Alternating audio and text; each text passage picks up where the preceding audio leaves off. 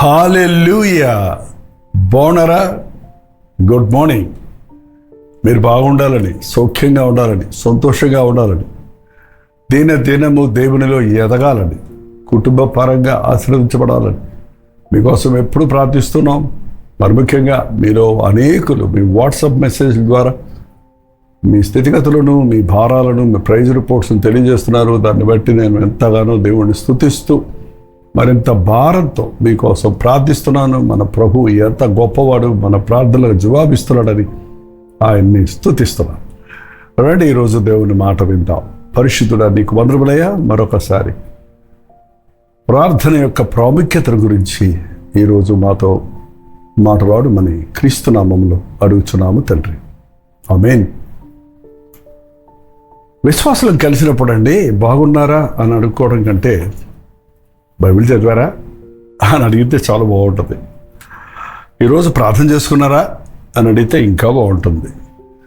ఈరోజు దేవుడు మీతో మాట్లాడాడా, దేవుని వాగ్దానం పొందారా అని అడిగితే మనం ఒకరినొకరు పురికొల్పుకున్న వారి అవుతాం. పాస్టర్ గారు వాగ్దానం నెలకొటిస్తే అది అందరూ తీసుకోవాలని ఆశపడుతున్నారే కానీ ఎవరి మట్టుకు వారు దేవుని సన్నిధిలో కనిపెడితే తారాగానన్నీ 30,000 వాగ్దానాలు పైనే ఉన్నాయి బైబిల్లో. చెప్పాలంటే ప్రతి మాటలో దేవుని మాటే, ప్రతి మాటలో దేవుని పలుకుంది.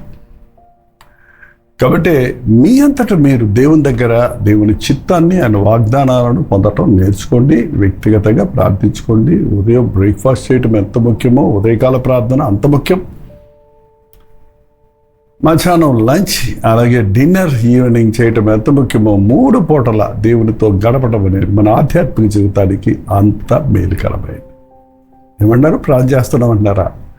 అవునవును. మనలో చాలామందికి ప్రార్థన అనేది ఒక అలవాటు అయిపోయింది. కొంతమంది ప్రార్థన వింటుంటే వారు ప్రారంభించారంటే ఏం ముగిస్తారో మనమే చెప్పేయచ్చు. ఎందుకంటే అవే వర్డ్స్, అదే పాయింట్స్, అదే డ్యూరేషను కంటద పట్టినట్టుగా ప్రార్థన చేస్తుంటారు. కొంతమంది ప్రార్థన చేస్తూ మొదలుపెట్టారంటే ఇంకా ఊరంతా తిరిగి వస్తారు. ఒక చిన్న ప్రసంగం అందులో ఉంటుంది. ఇంకా చెప్పాలంటే ఇన్ఫర్మేషను మొత్తం ఏంటేటో చెప్తూ ఉంటారు. అది కాదండి ప్రార్థన. దేవునికి అలాంటి ప్రార్థనలు ఇష్టం ఉండదు. మీరు ఎప్పుడైనా ప్రార్థన గురించి ఇంకా తెలుసుకోవాలంటే ప్రభు చెప్పిన మాటలు చూడండి. మత్తయి సువార్త 6వ అధ్యాయం 5వ వచనం దగ్గర నుంచి చదువుతున్నాను. మరియు మీరు ప్రార్థన చేయనప్పుడు వేషధారుల వలె ఉండకండి, మనుషులకు కనబడాలని. మనుషులకు కనబడేటట్టు ప్రార్థన చేసేది అసలు లెక్కలోకి రాదండి. మన చర్చిల్లో చేసే ప్రార్థన, స్టేజీల మీద చేసే ప్రార్థన, బహిరంగంగా చేసే ప్రార్థనలు అది మంచిదే, చెయ్యండి, వద్దం లేదు. అది మీ జీవితాన్ని మీ ప్రార్థన చేస్తున్నప్పుడు మీ స్పిరిచువల్ లెవెల్ ఎక్కడుందో స్పిరిచువల్ పీపుల్ అర్థం చేసుకోగలుగుతారు. లోకస్తులు తెలియదేమో కానీ అది కాదు, అది ముఖ్యం కాదు. అది కూడా కావాలి కానీ అదే ప్రార్థన కాదు. మనుషులకు కనపడడం వల్లని సమాజ మందిరంలో వీధుల మూలలా నిలిచి ప్రార్థన చేయటం వారికి ఇష్టము, వారు దాని ప్రతిఫలాన్ని పొందున్నారని మీతో నిశ్చయంగా చెప్పుచున్నారు. మళ్ళీ ప్రార్థన చేస్తారని అందరికీ తెలుస్తుంది. మీరు ప్రార్థన చేశాక నాకు అది జరిగింది, ఇది జరిగింది అని అనేకులు సాక్ష్యం చెప్తున్నప్పుడు అబ్బో నేను ఎంత పెద్ద ప్రార్థనా పరుణ్ణని మనం తొందరగా ఉప్పొంగిపోవడానికి కారణమవుతుంది. దానికి మనకు ప్రతిఫలం ఇక్కడే దొరికేసింది. కానీ ప్రభు అంటున్నాడు, నీవు ప్రార్థన చేయనప్పుడు నీ గదిలోనికి వెళ్ళి తలుపు వేసుకొని నీ తండ్రికి ప్రార్థన చేయాలి. నీ తండ్రికి ప్రార్థన చేయాలి. ఎవరు మన తండ్రి? మనల్ని కన్న తండ్రి, లోకంలో ఉన్న తండ్రా? కాదండి, మన పరలోకపు తండ్రి. ఆ తండ్రిని మనం వేడుకోవటానికి మనకు అర్హత లేదు. మనం ఆ అర్హతను పోగొట్టుకున్నాం. కాబట్టి మనం కుమారుడి ద్వారా యేసు నామములో తండ్రిని ప్రార్థన చేస్తున్నాం. మనం ఎప్పుడు చేసే ప్రార్థనలన్నీ తండ్రికే చేస్తున్నాం, కానీ యేసు నామంలో చేస్తున్నాం. సర్టిఫైడ్ బై ఏంటండి యేసు ప్రభు యేసు నామములో అడుగుతున్నా. నా నామంలో మీరు ఏమడిగినా తండ్రి ఇస్తాడు అని ప్రభు చెప్పాడు కదా. కాబట్టి మన పరలోకపు తండ్రి వింటున్నాడన్నదిగా ప్రార్థన చేయాలి. మరియు మీరు ప్రార్థన చేయనప్పుడు అన్యజనుల వలె వ్యర్థమైన మాటలు ఉచ్చరింపవద్దు. ప్రార్థనలో ప్రసంగాలు చేయొద్దు. ప్రార్థనలో దేవా నీకు తెలుసా, ఏం జరిగిందో తెలుసా, మేము ఎలా ఉన్నామో తెలుసా, మా ఇండియా దేశ పరిస్థితి ఏంటో తెలుసా, ప్రపంచం ఎలా నాశనమైపోతుందో చూసావా, ఈరోజు న్యూస్ విన్నావా అన్నట్టుగా దేవునికి బోధిస్తారండి కొంతమంది ప్రార్థనని. ఆయనకి అన్నీ తెలుసు, ఆయనకి తెలియంది ఏదీ లేదు. కాబట్టి నువ్వు విస్తారమైన మాటలతో నీకు తెలిసిందంతా నీ ప్రార్థనలో పెట్టడం ద్వారా నువ్వు చాలా తెలివైన వాడివని, దేవుని కంటే గొప్పవాడనే అభిప్రాయం తీసుకొస్తానికి చాలామంది ప్రయత్నిస్తుంటారు. We are not teaching God, but we are learning from God. మనం ఆయనకి ఏదో చెప్పి చేయించుకోవటం కాదు, ఆయన చెప్పింది చేయటానికి మన హృదయం సిద్ధపరచుకోవటమే ప్రార్థన. కాబట్టి విస్తారమైన మాటలు, మీరు వ్యర్థమైన మాటలు, అలాగే విస్తరించిన మాటలాడుట వలన తమ మనవి వినబడునని తలంచుతున్నారు.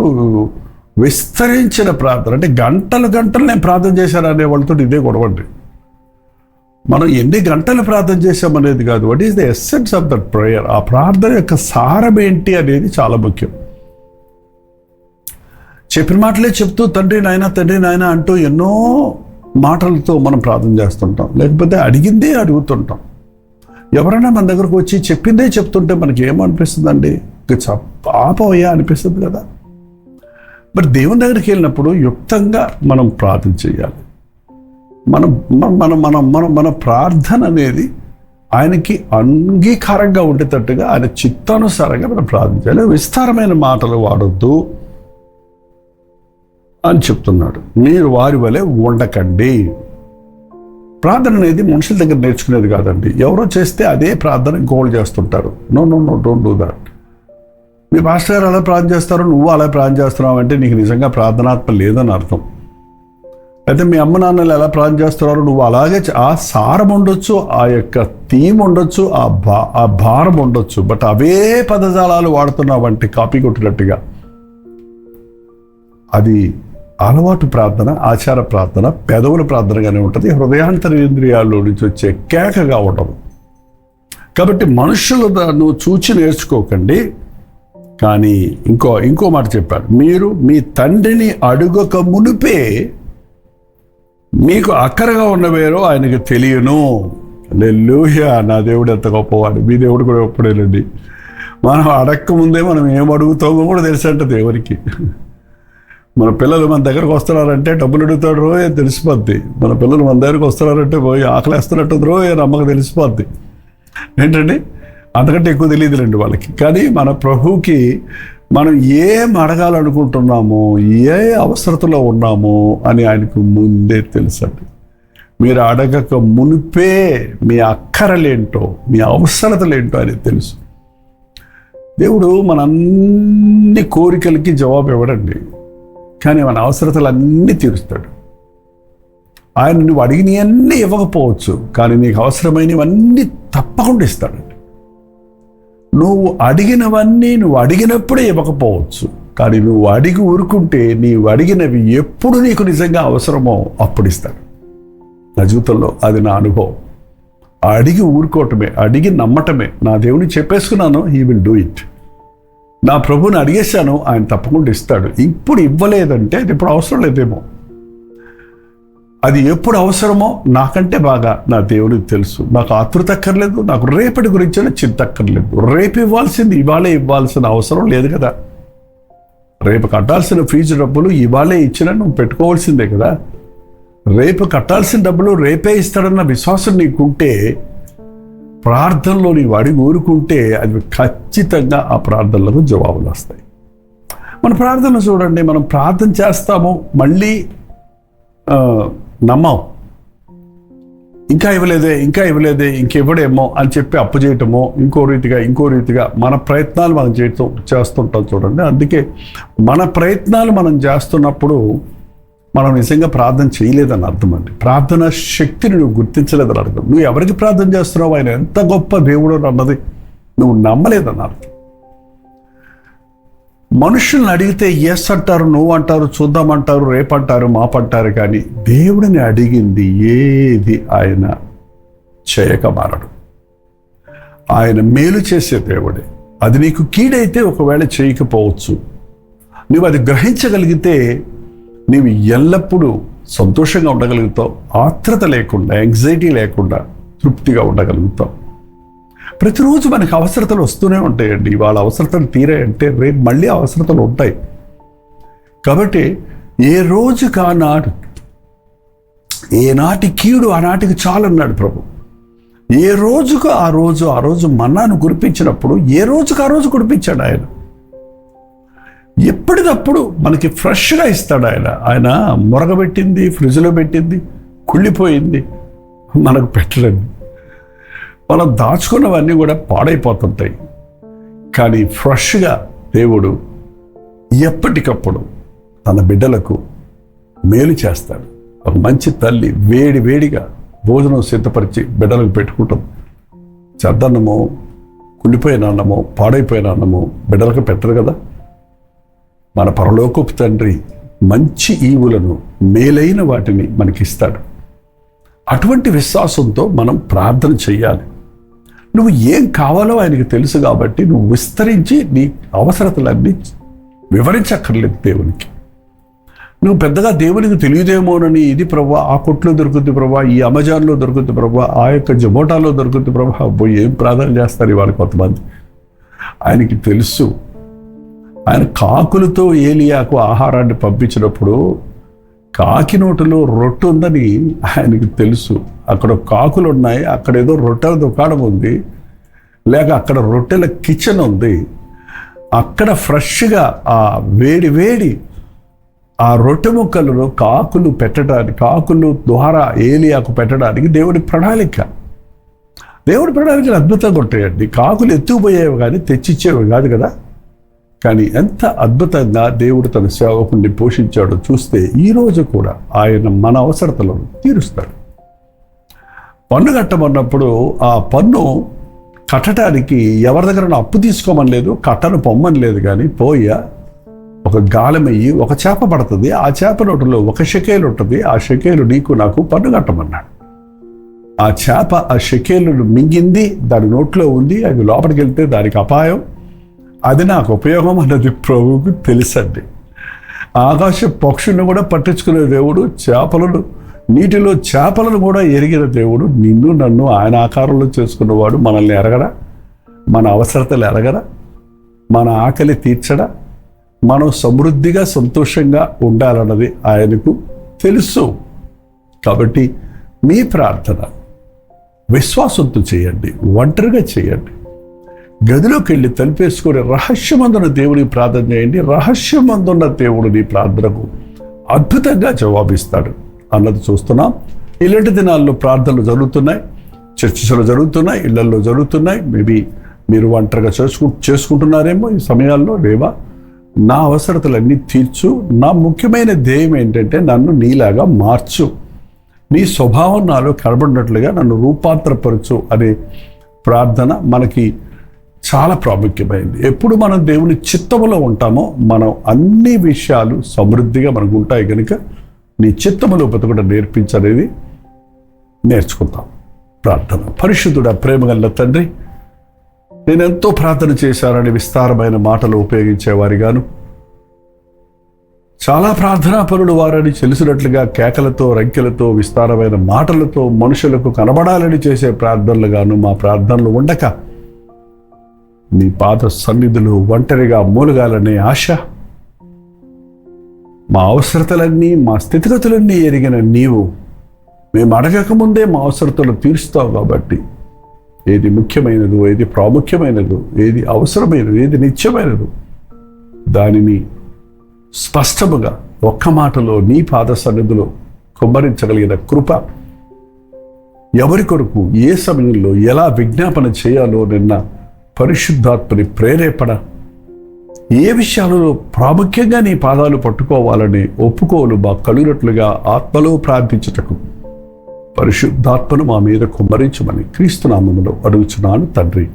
ఆమేన్. తండ్రి అయిన దేవుని యొక్క ప్రేమయు, కుమారుడైన క్రీస్తు యొక్క కృపయు, ఆదరణకర్త అయిన పరిశుద్ధాత్మ యొక్క సహవాసమును కూడి వచ్చిన మనందరికీ ఇప్పుడును సదాకాలమును తోడయుండును గాక. ఆమేన్. దేవుడి స్తోత్రం. మరి మీరు ప్రార్థన బాగా చేయండి. అలాగే మీ ప్రార్థన అవసరతలు మాకు కూడా తెలియజేస్తూ మేము కూడా మీ పక్షంలో విజ్ఞాపన చేస్తున్నాం. దేవుడు అద్భుతాలు జరిగిస్తాడు. మీరు కూడా చేయండి. కొన్ని ప్రార్థనలు మనం ప్రభు సన్నిధిలో దినముల తరబడి కంటిన్యూస్గా ఆయనకు మొర్ర పెట్టుకోవాలి. ఎందుకంటే కొన్ని గడ్డు సమస్యలు, సాతాను బంధకముల నుంచి మనం విడిపించబడాలంటే మన హృదయాలు సిద్ధపడాలి. కాబట్టి మనం ప్రార్థన చేస్తున్నప్పుడు దేవుణ్ణి సిద్ధపరచుకోవటం కాదు, మనల్ని మనం సిద్ధపరచుకుంటున్నాం. మీ ప్రార్థన అవసరం 9540 నెంబర్కి, ఇతర దేశాల్లో ఉంటే 9100 నెంబర్కి తెలియచేయండి. ఎప్పటికప్పుడు మీ ప్రైజ్ రిపోర్ట్స్ కూడా తెలియజేస్తూ ఉండండి. ప్రభు చిత్తమైతే మధ్యాహ్నం 3 గంటలకి హెచ్చరిక, అలాగే రాత్రి 9 గంటలకి కల్వరి ప్రతిధ్వనిలో మళ్ళీ కలుసుకుందాం. అంతవరకు దేవుని మహాకృప మీకు తోడైనది గాక.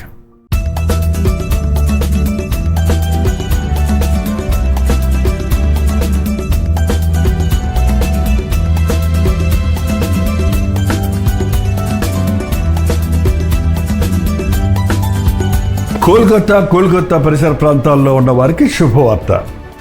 ప్రభు చిత్తమైతే కోల్కతాలో మార్చ్ 4వ తారీఖున ఒక ప్రత్యేకమైన గెట్ టుగెదర్ను ఏర్పాటు చేస్తున్నాం. తెలుగువారైన మీరందరూ వస్తారని, అదే సమయంలో బెంగాలీ భాషలో మన టీవీ ప్రోగ్రామ్స్ వీక్షిస్తున్న వారు, హిందీ వారు, తమిళ వారు, ఇతర భాషల వారు కూడా ఈ గెట్ టుగెదర్కు ఆహ్వానిస్తున్నాం. మీరందరూ రండి. మనందరం కలిసి దేవునిని ఆరాధిద్దాం. ఆయన వాక్యం ద్వారా ఆదరించబడదాం. మరి ముఖ్యంగా టెలివిజన్ కార్యక్రమాల ద్వారా వాక్యం వింటున్న మిమ్మల్ని ముఖాముఖిగా చూసి మీకోసం వ్యక్తిగతంగా ప్రార్థించాలని కోల్కతా వస్తున్నాను. రండి, పాల్గొనండి, దైవాశీర్వాదాలు పొందండి. మార్చ్ 4వ తారీఖు మధ్యాహ్నం 2 గంటల నుంచి సాయంత్రం 7 గంటల వరకు ఒకే సెషన్ కాబట్టి ఖచ్చితంగా రండి. మీరు దూర ప్రదేశాల నుంచి వచ్చేవారు తిరిగి వెళ్ళడానికి 7 గంటలకే మీకు ముగిస్తున్నాం. పెందలగడ రండి, 1 గంటకే రండి. దేవుని సన్నిధిలో ఆయన దీవెనలను అనుభవించండి. చిన్నగా గమనించండి. Bible Society of India, Jawaharlal Nehru road, Dharmatala, Kolkata. కింద ఇవ్వబడినటువంటి ఫోన్ నెంబర్కి మీరు వాట్సాప్ పెట్టండి, కాల్ చేయండి. మరిన్ని వివరాలు మీకు తెలియజేయబడతాయి. QR కోడ్ కూడా ఉంది. లొకేషన్ షేర్ చేసుకోవడానికి ఈజీగా ఈ QR కోడ్ను మీరు షేర్ చేసుకోండి. తప్ప వస్తారు కదా.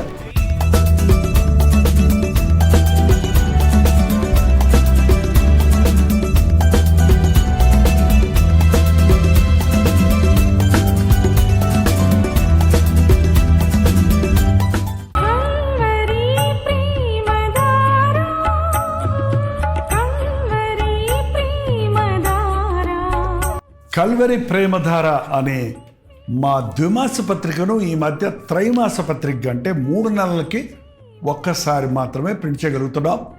మరి గత 40 సంవత్సరాల పైబడి కొనసాగుతున్న ఈ పత్రికను ఆపు చేయటం ఇష్టం లేక దీన్ని త్రైమాస పత్రికగా మార్చున్నాం. మీరు కల్వరి ప్రేమధార పత్రికను చదువుతున్నారా? ఒక ఉచిత పత్రిక కావాలంటే ఇవ్వాలే మీ పేరు, చిరునామా, అడ్రస్తో పాటు ఇంటి నెంబర్తో పాటు క్లియర్గా పంపించండి. తప్పకుండా ఒక ఉచిత పత్రికను మీకు పంపిస్తాం.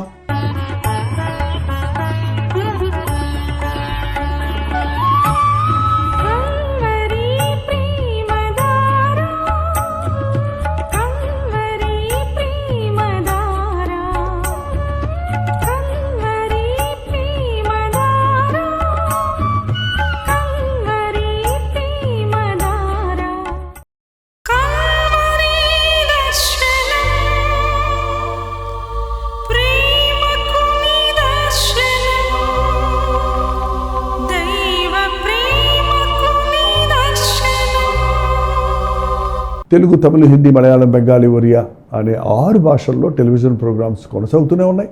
భారభరితమైన పరిచయంలో మీరు సహకరించాలని ఆశిస్తే, ప్రభు మిమ్మల్ని ప్రేరేపిస్తే మీ విరాళాలు, కానుకలు మనకి మీరు పంపించవచ్చు. అవి నేరుగా టీవీ ఛానల్స్కి వెళ్తే అందులో ఏది మేము మా సొంత ఖర్చుల కొరకు ముట్టుకోవటం లేదు, వేరే పరిచయ కొరకు ముట్టుకోవటం లేదు. టెలివిజన్ పరిచయలో ఇంకా సువార్త వినని వారికి అది అందించాలని ఆశతో ఒక 20 సంవత్సరాలుగా కొనసాగుతున్న పరిచయం కొరకు ప్రార్థించండి.